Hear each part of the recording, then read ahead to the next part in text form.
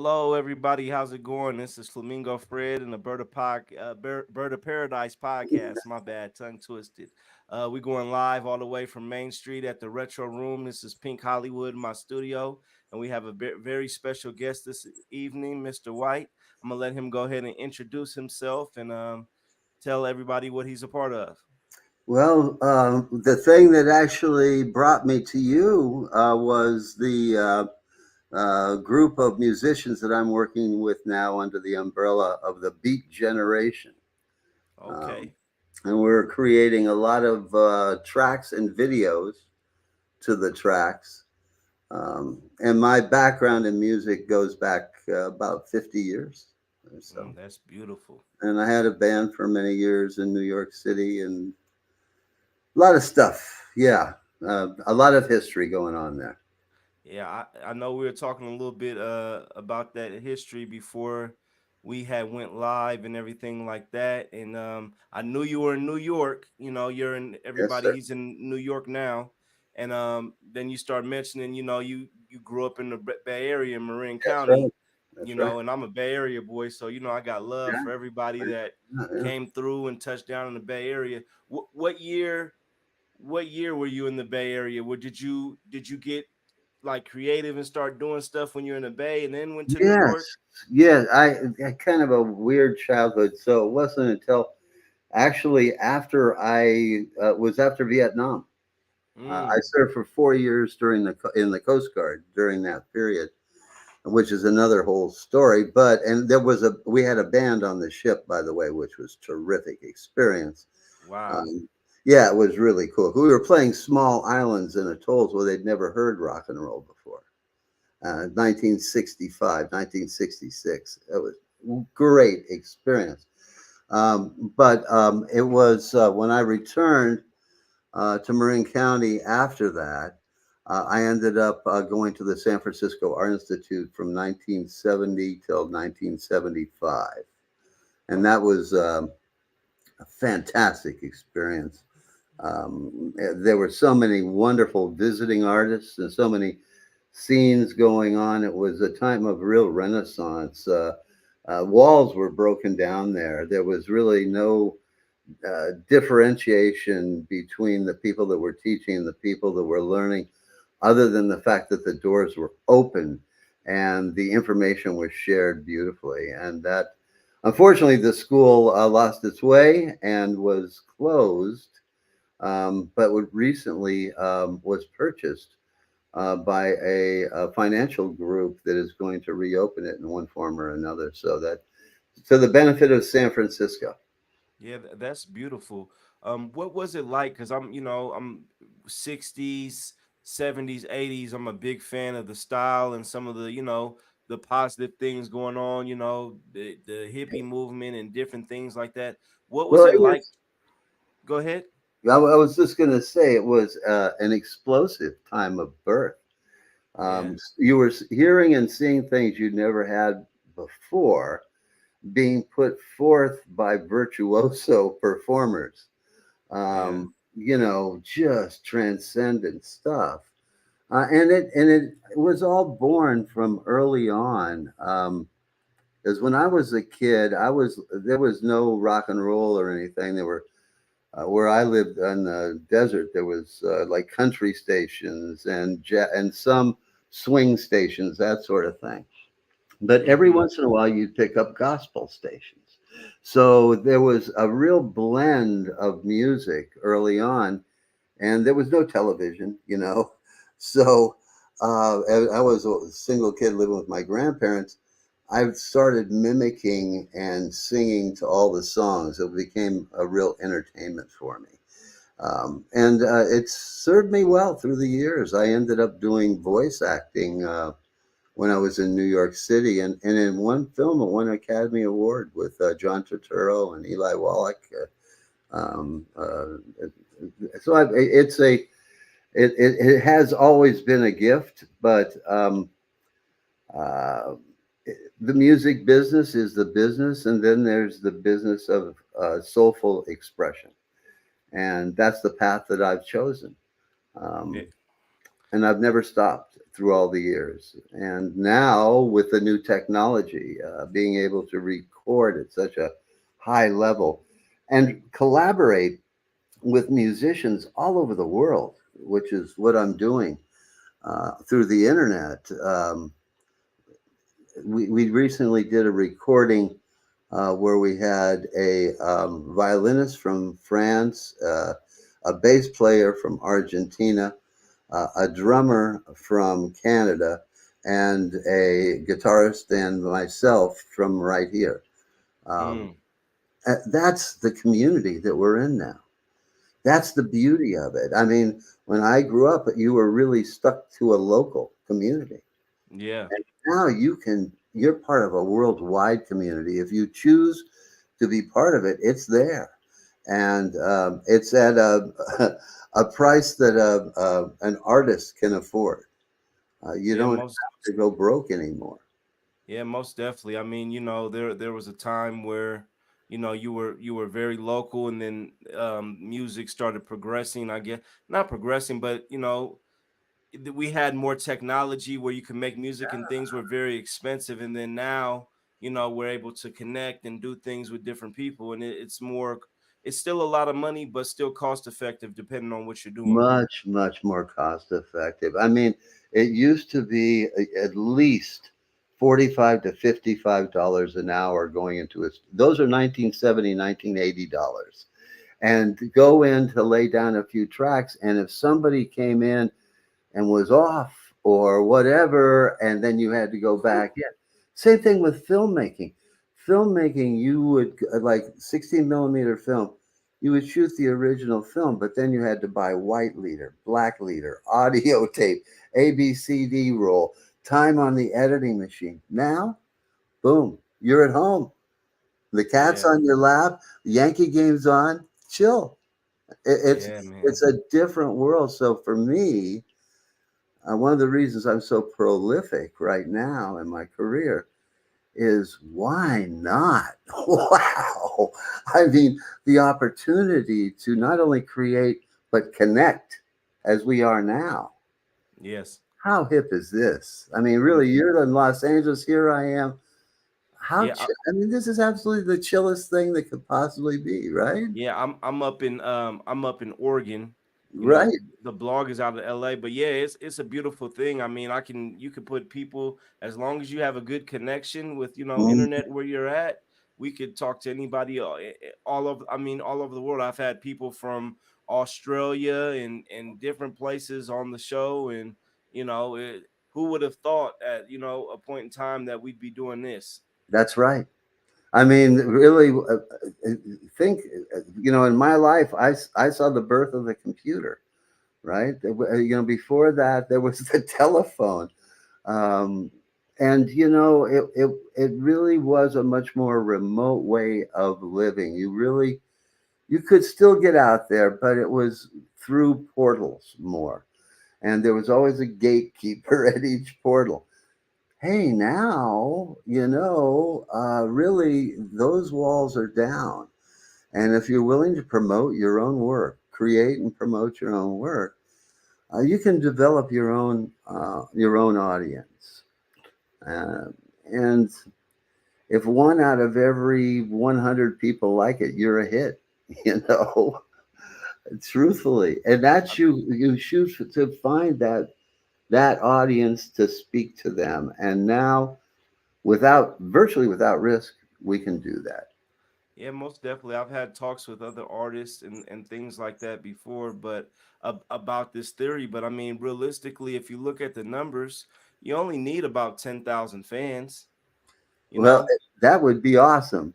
But truthfully, when it comes right down to as a creative, soulful person, having the ability to just do it, to get Yeah, it done, and to get it done to the level of your satisfaction is a tremendous achievement. And to do it without going broke, it's still hours and hours, a lot of work, I know. But without the clock being on, the meter isn't running. yeah, You don't have to worry so much about risk. And risk is where greatness lives. If you're willing to take a chance, push it a little bit further, that's where you break ground. That's where it is. And now you can do that without, and still feed your pets. You know what I mean? Still Yeah. have enough money to put gas in the car. That's significant. I find in my evolution as an artist, this is these are the golden times in that regard. Yeah, most definitely. It's a beautiful thing. Um, I feel like I look at different times, and this is kind of the reason why I kind of ventured up north and came to Oregon. Like I look at the '60s, I would say, and there was a time of different artists and ideologies and creatives and stuff like that. And it seems like people used to just go out and about and mingle together and create and do different things at that time, which I thought was very cool. Yes, And we could do that now, but I always like, things now is not so that's much in person now. It's more over the internet. yeah. Well, and also, I saw Roland Kirk open for Led Zeppelin. Wow. Yeah, that was Bill Graham. He didn't allow you to fall into a rut. Hmm. He mixed and mashed, and so every concert was like a real experience. Yeah. You didn't, and that's really the thing about the way the music industry is now. Everything is homogenized, put into a section. You go, you hear this kind of thing, always. Um, I prefer a buffet to pancakes every meal, and so for me, it gets a little boring now.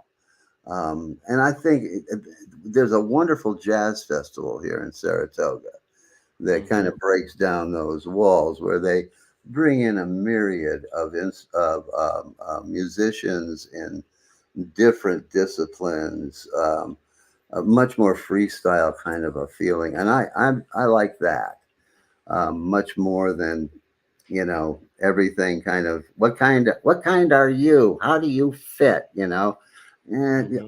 and that's the other thing. Everybody's looking for something different. But then when you do something unique, they go, God, that's odd. Yeah. I prefer that. I prefer being a little bit odd than and that's the thing about this musical experience we're doing now is we're mixing and matching genre, all kinds of different genre, every song a little bit different. And that keeps me as an artist more excited than like I say, just fitting a certain style or motif.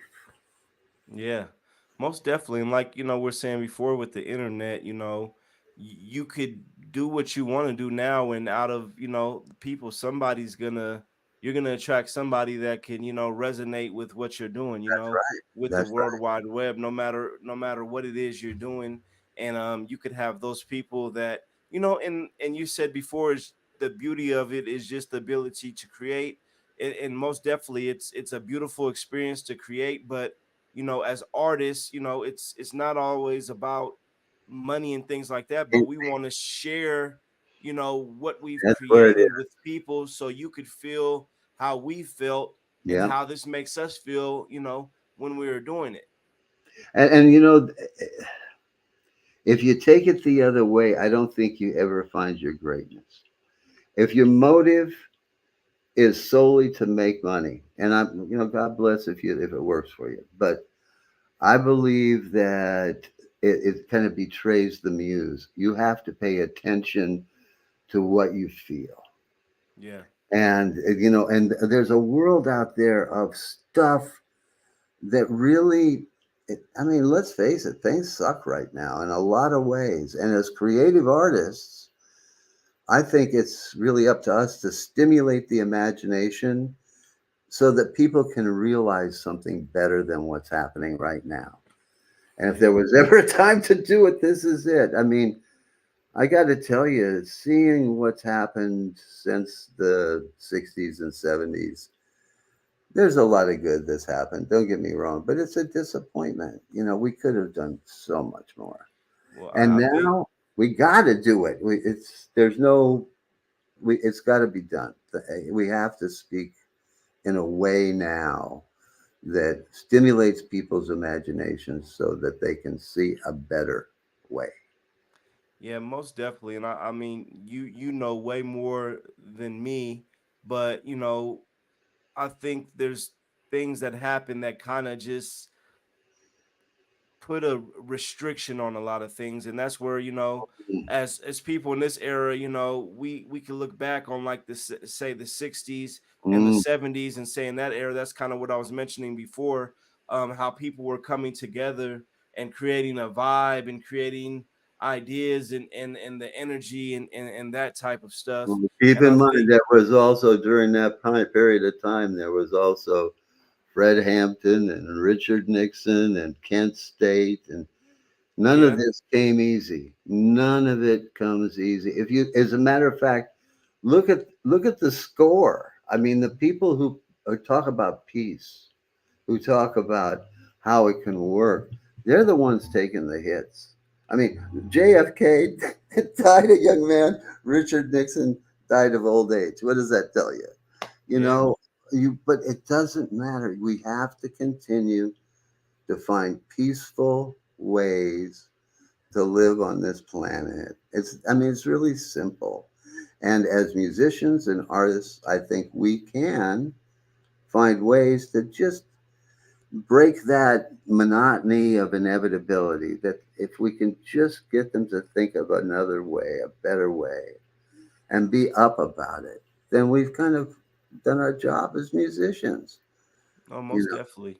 I think it's more of, you said it wasn't easy to get there, but when you have these big, I think part of that, there was big events, so many things happening then that it brought people yeah, together. that's Like right. there's things happening now, but I feel like it's Yeah, kind of like I hear the frog in boiling water. Now you. it's like you put the frog in the water and it's a slow boil.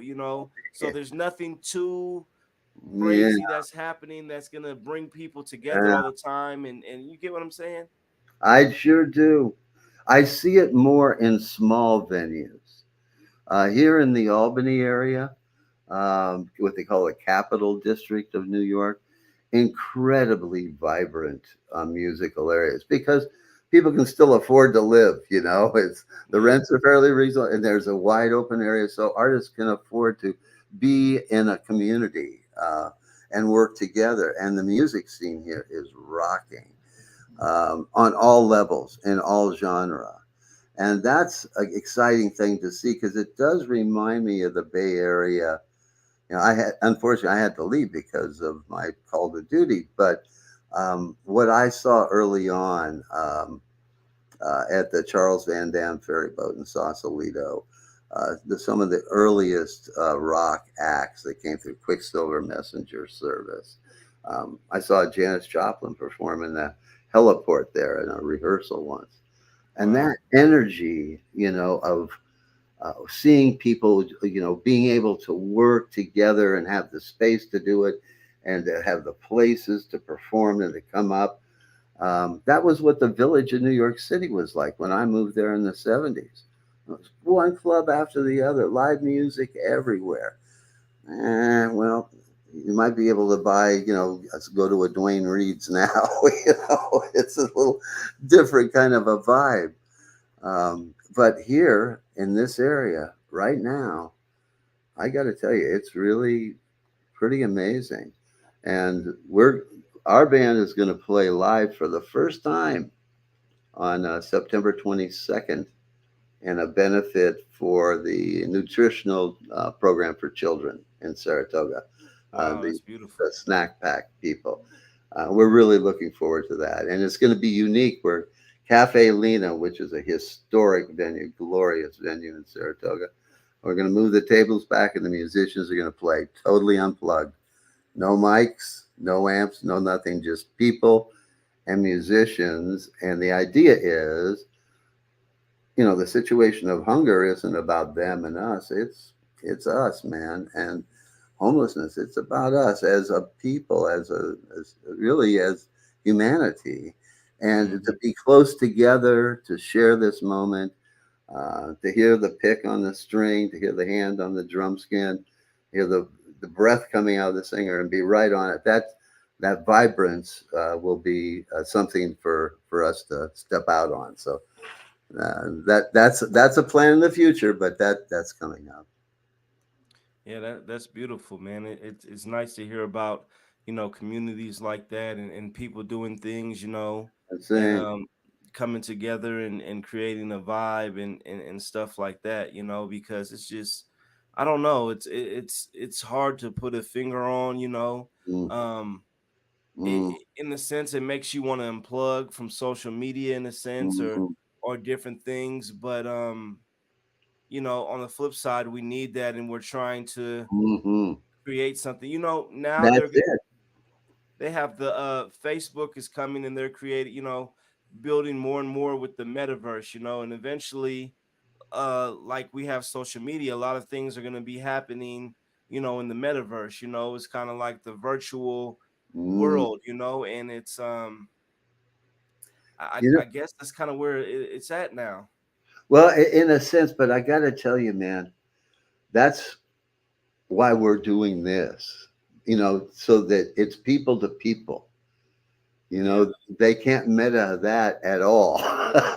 That's Yeah. unmetaable, you know. And that's the beauty of it, humans to humans, and what we can do. And there's always going to be always. I mean, AI and there's going to be always stuff, and it's always technology. The train was like the car, for God's sake.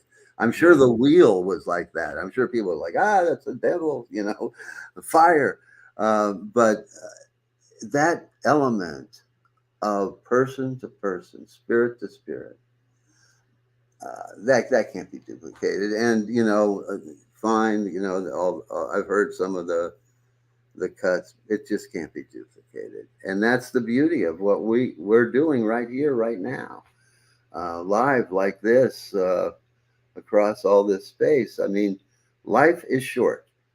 Do something cool, Yeah. right? And and we're as artists, like none of us are getting paid for this gig, but could it be more fun to do that? And it's worthwhile, and it's so hard to find something to do in a world of trouble. But if you find something small and do it, it just feels good.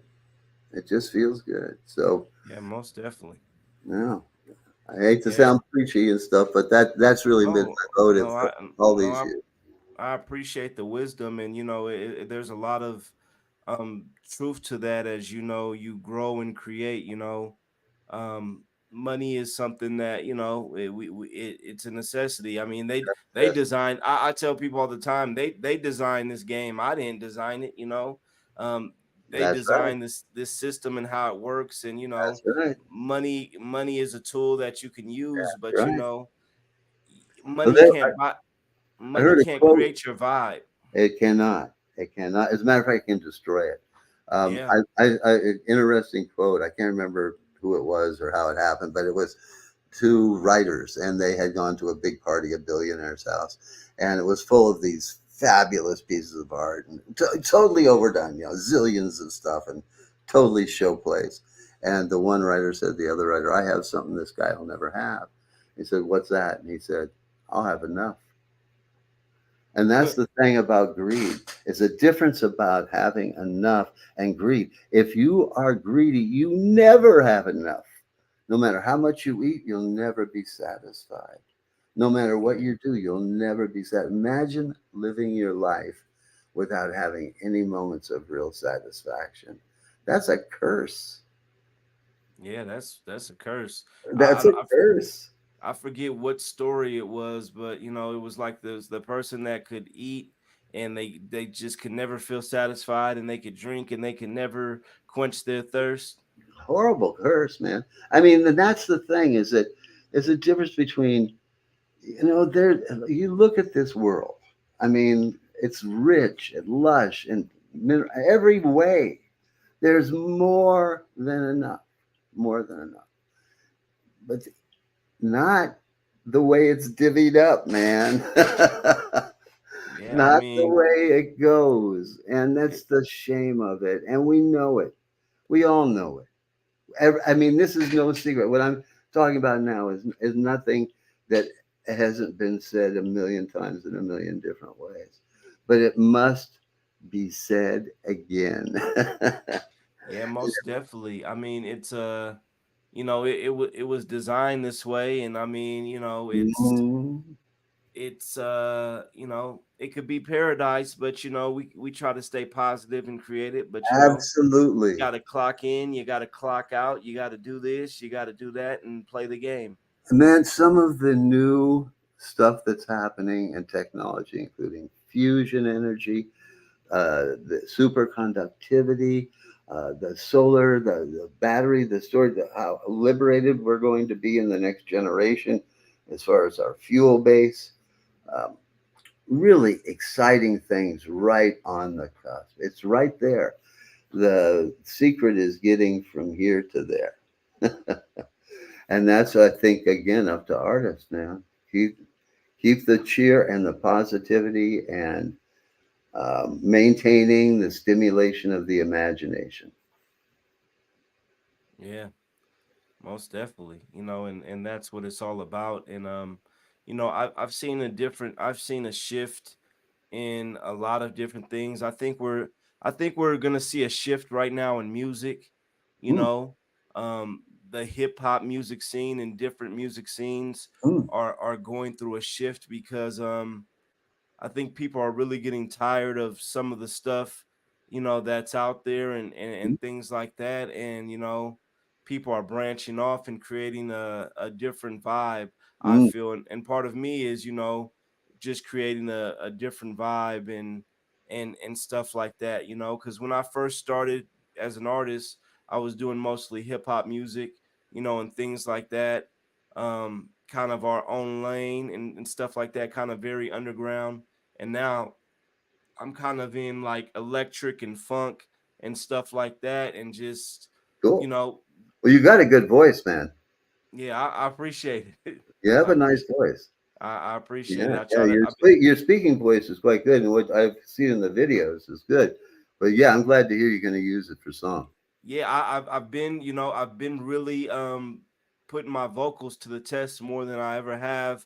I'm Good. not gonna say I'm a great singer, but with funk music, it's more about using different tones of voice and boom and playing around and things like that. And I've Yeah, been playing with my voice a lot. And to be yeah. honest with you, I've been very happy with what I'm doing. I've been using the synthesizer Good. and a vocoder, Yeah. to put Ah, your voice yeah. through to make it electronic, like Meow, meow. space, Yeah, yeah, yeah, space age and stuff like yeah, that. And yeah.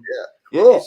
it's just a whole different Fun. vibe and energy Yeah. that than what's going on in a lot of the stuff in Mm, mainstream. It's just a whole good. different vibe and energy, and I've been loving it.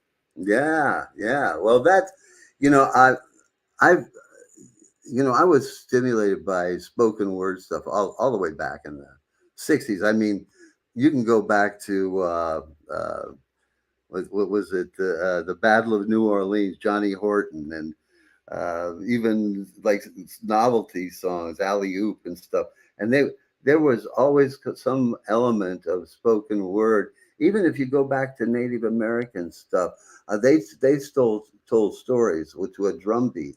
And the early the beatniks, North Beach in San Francisco and the Village in New York, a lot of their poetry was done to drum beats.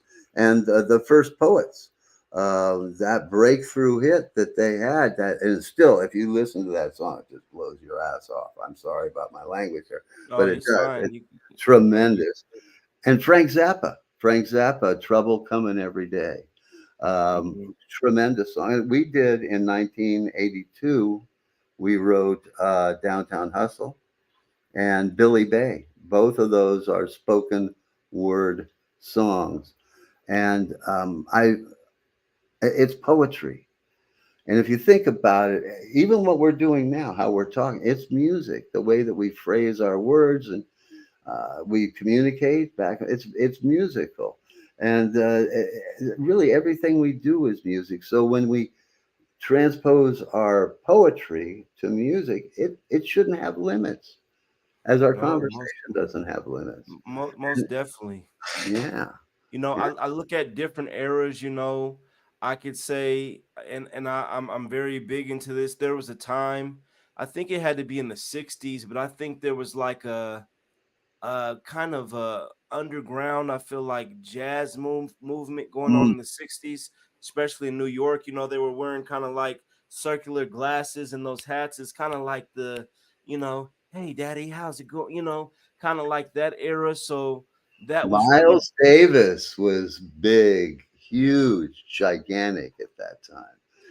And that it was kind like of that blue came out, speak easy kind of, we're and gonna then go meet at the rooftop over here, you know, type of energy. And I've been trying to do my research on this time frame about, you know, it's kind of the clothing and the dress, and it's kind of hard to pinpoint, but I think it was the era in the 60s, and it was like kind of jazz, speakeasy. Then you kind of went to the 70s where there was more, you know, and of course the 60s too, but the 70s was like funk and there was rock.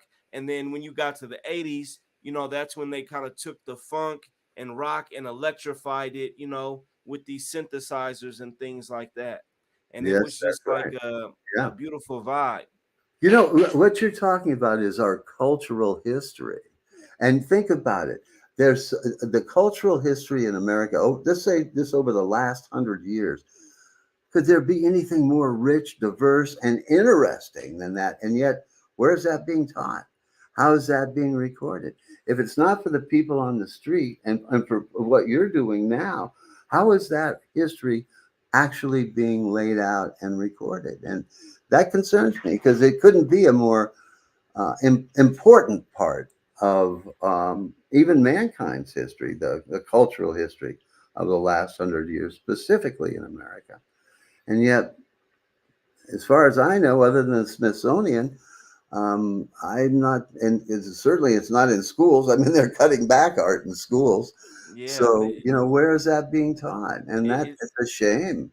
yeah, it's gonna take people like you said, like myself and different people who are, you know, having conversations and telling the story. And you know, like we said, you know, we live in a beautiful era with this internet to go everywhere. But you Mm, know, I kind of come, you know, I come from the Bay Area, you know, where there's a huge, you know, hippie, you know, culture. There was a huge, you know, Black Panthers culture. There's hmm. a diversity and stuff like that. So, you know, when I come of age, I kind of miss the times where, you know, people just gathered at the park and made Yeah, music as a collective, and we ate lunch yeah. together. You brought bread and I brought meat and she brought a drink, and we're making Mhm, music and we're hanging, and you know, we're vibing. Like that's what I kind of mhm. looked forward to coming of age. And I feel like sometimes we're kind of missing that, and Yes, people want to stay inside now, you know? yes, yes. Yeah,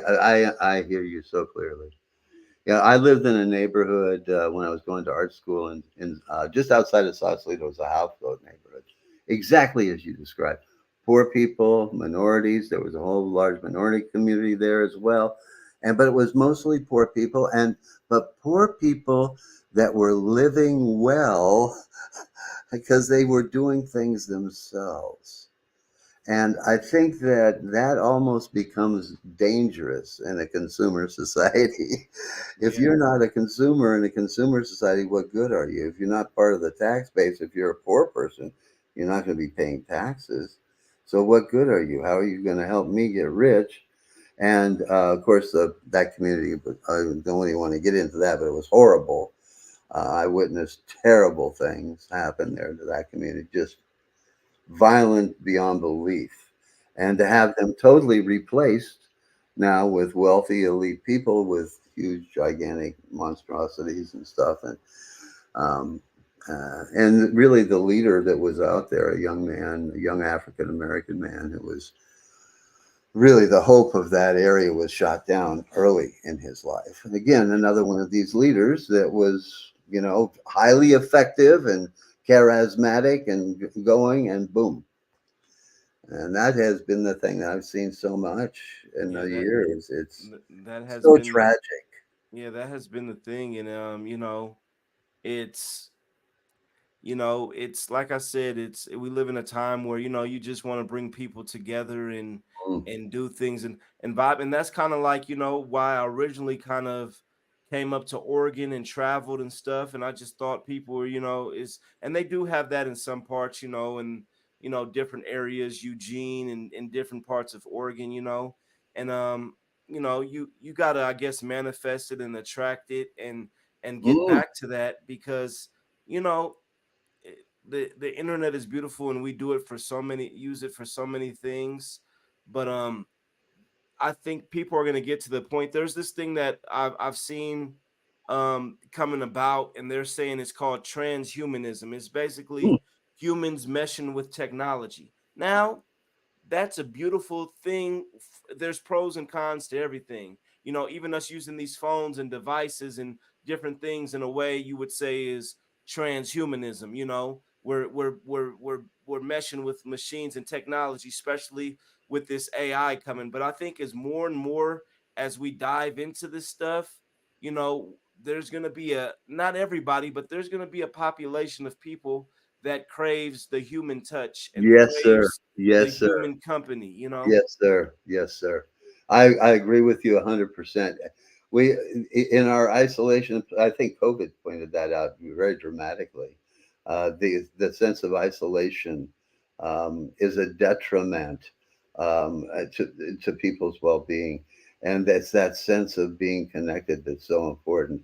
And I believe, I mean, I'm thankful for the internet. If COVID had happened, and we hadn't had the internet, believe the thing about that.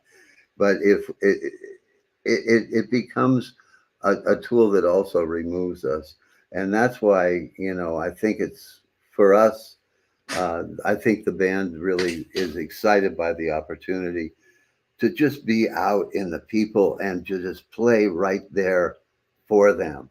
Um, when I played in New York City, our band, the Beatniks from Mars, at that time, we played a lot with the Blues Travelers and Spin Doctors and the Saturday Night Live band. There had a shoot off band, CBGBs, and all those places. But most of those places were right in the people. So when Yeah. you were playing, you were right with them, and that was so exciting and vibrant. And that the stage can remove you. You see these Coliseum shows, and they're almost like reaching out across a moat. But this opportunity to be that close with people and to share an event with them of that importance that will help other people, we're really looking forward to it. I think it's going to be so cool. It's going to be fun. I wish the other two guys could have been here with me tonight, but that didn't work out. They were just Well, not able to be that's here. okay. You could always just stay in contact with me, and we could set up another date and time, and have you guys come back Hey, on, and that's a very sweet offer. Thank you. chat again. Anytime. They're I bring. they're very unique and interesting people. Miklos, of course, is a luthier who creates instruments for orchestras and individuals all over the world. He's really gifted, but as a guitarist, he's a rocker. He's just a wonderful, soulful guitarist. Oh, And Larry is a tremendous. Larry Levin is a tremendous percussionist and has won many Grammy awards for his player. But he's a very soulful guy, and we're really anxious to work together live. And it's going to be some great energy happening. And we've got some surprise musicians that'll join us as well. So it's yeah, going to be fun.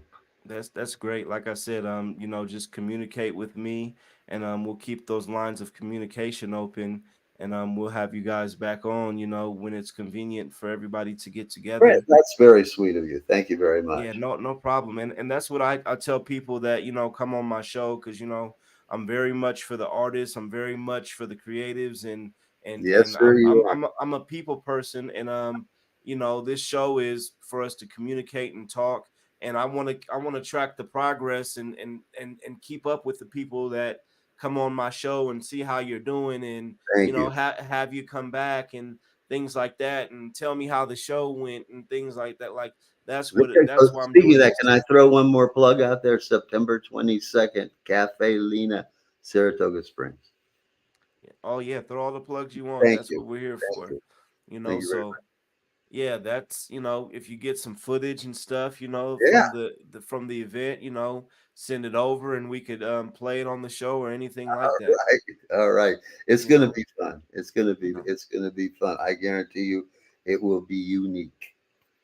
Any last things you would like to throw out? Well, the just 4 words: be kind to each other. Most definitely. Most definitely.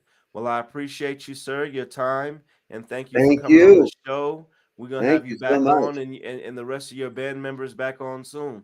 And we want to hear that voice, man. I appreciate it, man. Peace and love. Cheers. Bye bye.